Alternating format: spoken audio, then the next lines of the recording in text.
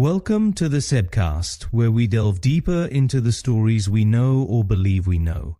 On Sunday, we discussed two cities and recognized how vital it is to build one in accordance with Jesus' will. We are also developing SA Congregation for everyone who chooses to join us. Whether you like it or not, we must discuss the theme that Jesus addressed the most in the Bible: money. Let's explore what we can learn from Jesus about the money he provides us.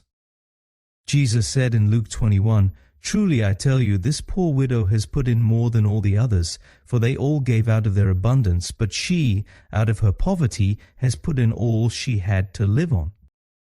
This verse embodies the idea that true generosity is not merely about percentages or adhering to rules, but is rooted in the heart and sacrificial love behind the act of giving. Although small in quantity, the widow's offering was immense in her commitment and trust. Imagine you're in a restaurant. The meal is superb and the service is exceptional. The bill arrives and you calculate the tip 10%, right? But then it strikes you, tipping standards have evolved. 10% is no longer the benchmark, but the starting point.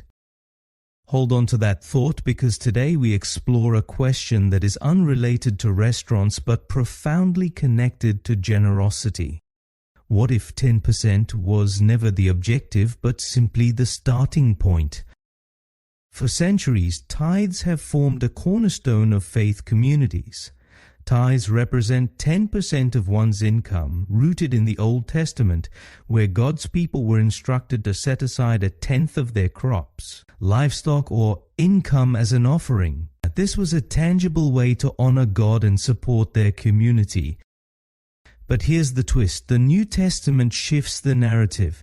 It does not eliminate the tithe, but establishes higher expectations. Suddenly, it's no longer about following a rule 10%. It's about embodying a radical generosity that reflects Christ's sacrificial love. Thus, it could be 5% in your budget or 50%. The real question is, does it reflect Christ's sacrificial love? I've heard countless stories of individuals attempting to justify giving less or even more. That was never the point. Consider this: what does generosity under grace resemble if the tithe was the standard under the Old Covenant, a time of law and obligation? Grace does not diminish the standard, it elevates it. Grace says, you don't give to earn favor, you give because you have already received everything. It's no longer about percentages, it's about the heart. Here's where it gets practical. Tithes continue to be a valuable practice. They're a starting point, a training ground for generosity. However, they're not the ceiling. The New Testament encourages us to give sacrificially, with joy and abundance, not because we must, but because we can. Some of us are capable of giving substantial amounts, yet we find ourselves stuck at the 10% or club fee mindset.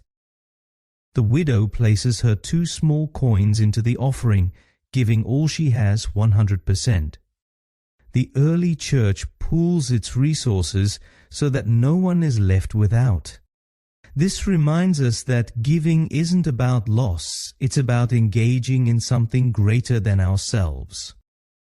So, here's the question: if 10% was the starting point for people living under the law, what would generosity look like for us living under grace?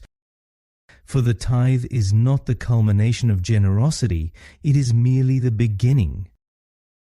This was our 8th lesson from Jesus' teachings.